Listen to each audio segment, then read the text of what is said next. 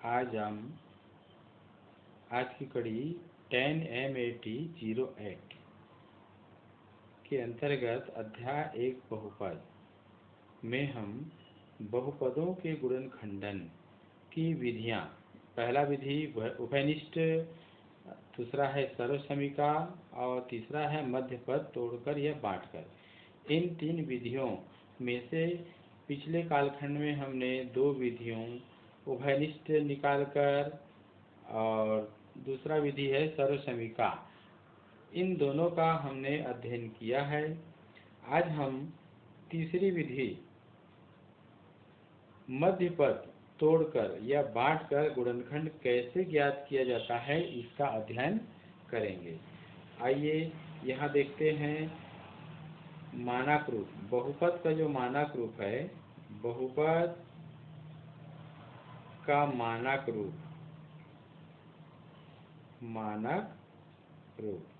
देखिए, ax वर्ग धन bx धन c, ये बहुपद का मानक रूप है। हमें क्या करना है, इस प्रकार के रूप में अगर कोई बहुपद दिया रहेगा तो इसका जो मध्य पद है अर्थात bx, इसको हम दो भाग में बांटेंगे, दो हिस्से में इसको बांट करके हमको इस पूरे बहुपद का गुणनखंड ज्ञात करना है।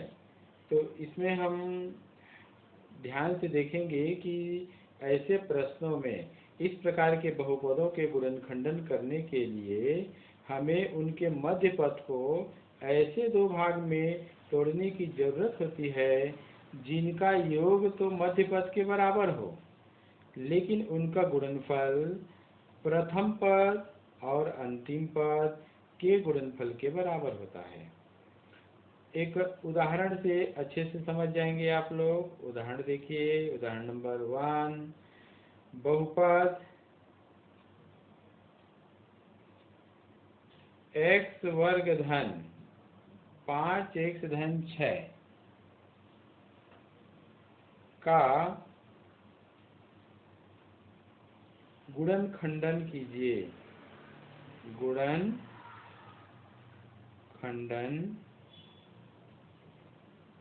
कीजिए। हम लिखते हैं हल।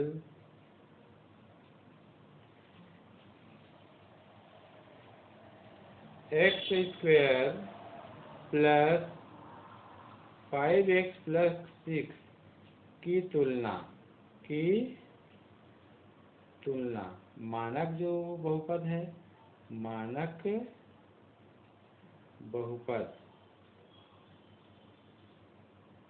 ax वर्ग धन bx धन c से करते हैं।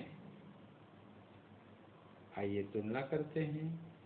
तो यहाँ पर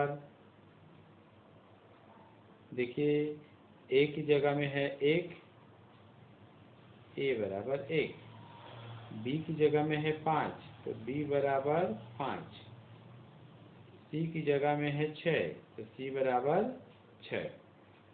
अब चूंकि ध्यान दीजिए, अब चूंकि प्रथम व अंतिम पदों का गुणनफल, अब चूंकि प्रथम व अंतिम, प्रथम पद और अंतिम पद, अंतिम पदों का गुणनफल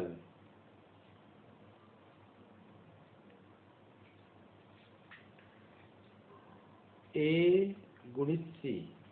देखिए, प्रथम पद है a, आप मानक रूप को देखिए, प्रथम पद ax वर्ग है और अंतिम पद c है। तो इन दोनों का जो है ना गुणांक कहीं करेंगे, x का गुणा नहीं करेंगे, x का गुणांक a है, तो दोनों का अंतिम पदों का गुणनफल करेंगे तो ये a गुणित c बराबर हो जाएगा a गुणित 6, a गुणित 6 बराबर आ गया 6। अब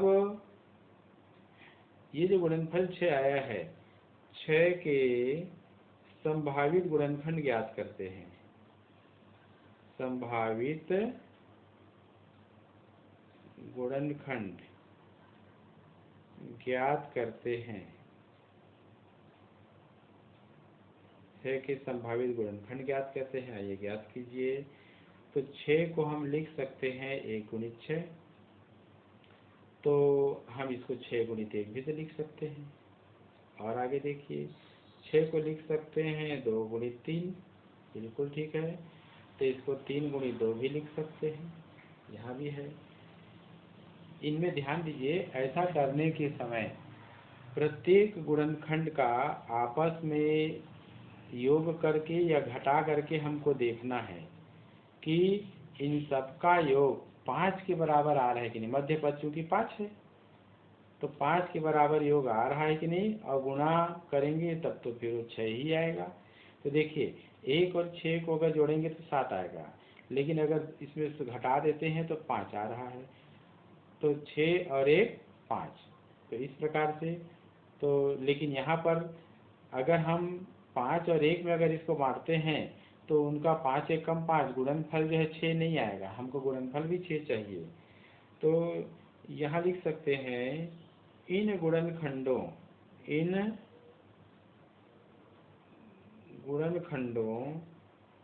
का योग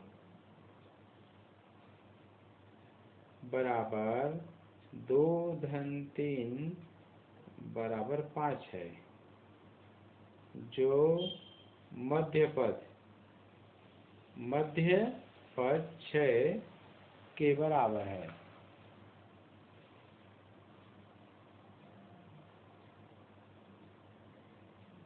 ऐसे अतः x वर्ग धन 5x धन 6 बराबर, तो x का वर्ग है तो ये लिखेंगे धन 5x है, इसके बदले लिख देंगे हम 2x धन 3x, यानी हमने 5x को बांट दिया 2x और 3x में, धन 6। देखिए यहाँ पर 2 धन 3 5x आया, और अगर गुणा करना चाहें तो 2 तिया 6, तो यहाँ पर प्रश्न में 6 दिया ही है, 6 1 कम 6, यहाँ बोला गया ना प्रथम पद अंतिम पद का गुणनफल 6 आना चाहिए, तो आ रहा है 6। तो इस प्रकार से अब यहाँ क्या करेंगे, 2 पद का समूह बना लेंगे ऐसे। इन दोनों में से कॉमन क्या है, x, यहाँ बचा x धन, यहाँ बचा 2, थोड़ा जगह छोड़ देंगे, और ये जो ब्रैकेट में आया है उसको यहाँ लिख देंगे 2 तिया 6, इस 6 में 2 से भाग करेंगे, ये भाज्य मानेंगे ये भाजक मानेंगे, तो 2 तिया 6 3 बार, और धन का भागफल धन। ऐसे ये जो कोष्टक के बाहर निकला है संख्या, इसको चिन्ह सहित लिख देंगे धन 3। दूसरे कोष्टक में ये जो डबल आया है, एक जैसा आया है गुणनखंड, इसको एक बार लिख देंगे ऐसे x धन 2। तो इस प्रकार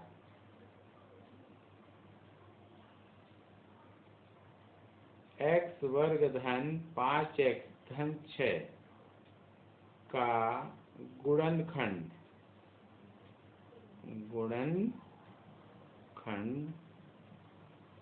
x धन 3 x धन 2 प्राप्त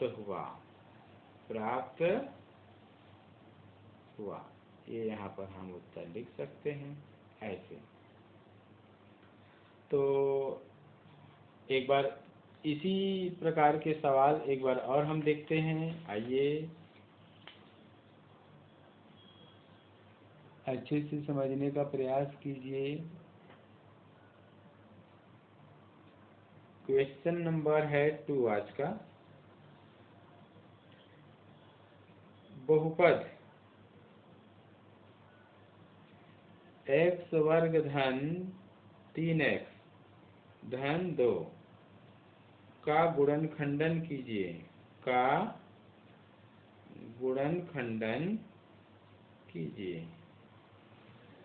बहुत ही आराम से समझेंगे। हल, सबसे पहले बहुपद की तुलना कर देंगे। बहुपद x वर्ग धन 3x धन 2 की तुलना ए एक्स वर्ग धन बी एक्स धन सी से करने पर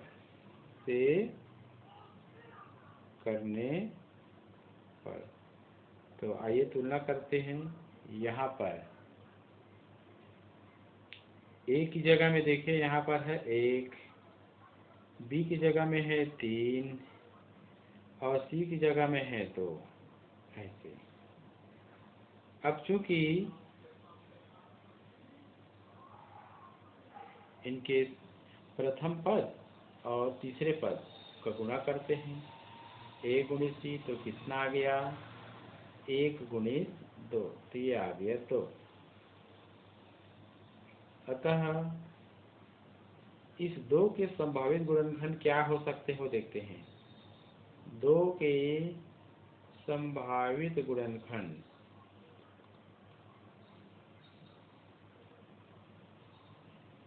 आइए देखते हैं। तो 2 को लिख सकते हैं 1 गुणित 2, तो हम इसको 2 गुणित 1 भी तो लिख सकते हैं, बिल्कुल ठीक है। यहाँ पर हम देख सकते हैं कि 1 गुणित 2 को हम ऋण 1 गुणित ऋण 2 भी लिख सकते हैं, मान में कोई अंतर नहीं आएगा क्योंकि ऋण ऋण का गुणा धन। इसी प्रकार से 2 गुणित 1 को ऋण 2 गुणित ऋण 1 भी तो लिख सकते हैं, बिल्कुल ठीक है।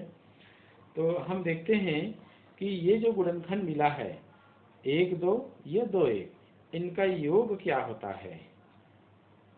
इन गुणनखंडों का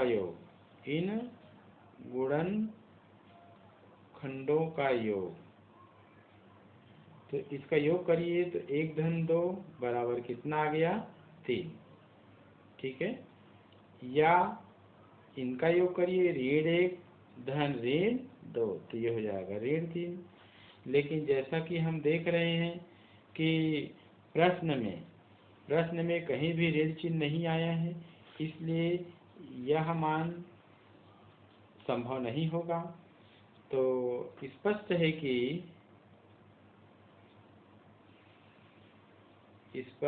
कि इन गुणनखंडों का योग कितना, 3 लेते हैं। तो स्पष्ट है कि 2 के गुणनखंड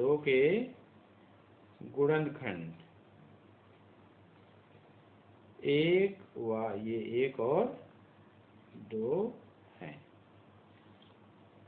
इनका योग 3 है, जो मध्य पद, ये है ना मध्य पद के बराबर है,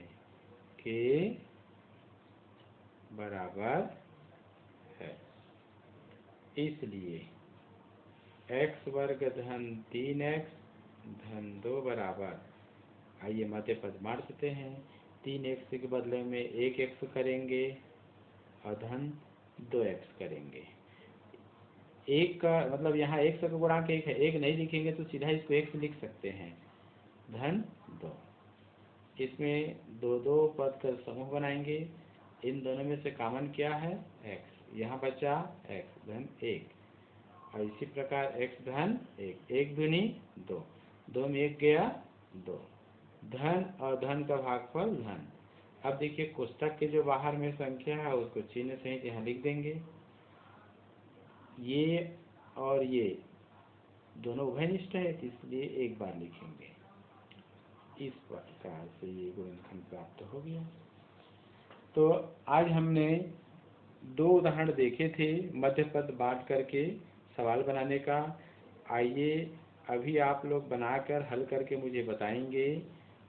होमवर्क के रूप में कह सकते हैं। पहला प्रश्न, x वर्ग ऋण 3x ऋण 4 का गुणनखंडन कीजिए।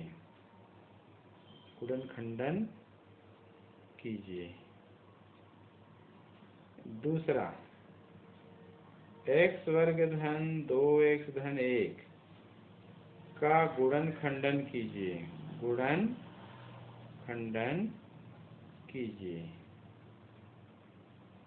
एक और ले लीजिए। तीसरा, एक्स वर्ग धन एक्स ऋण 12 का गुणनखंडन कीजिए। इसे आप लोग अभी बनाइए, साथ साथ हल करते जाइए। जो भी दिक्कत होता है मैं बताऊंगा आगे, फिर अगली कड़ी में।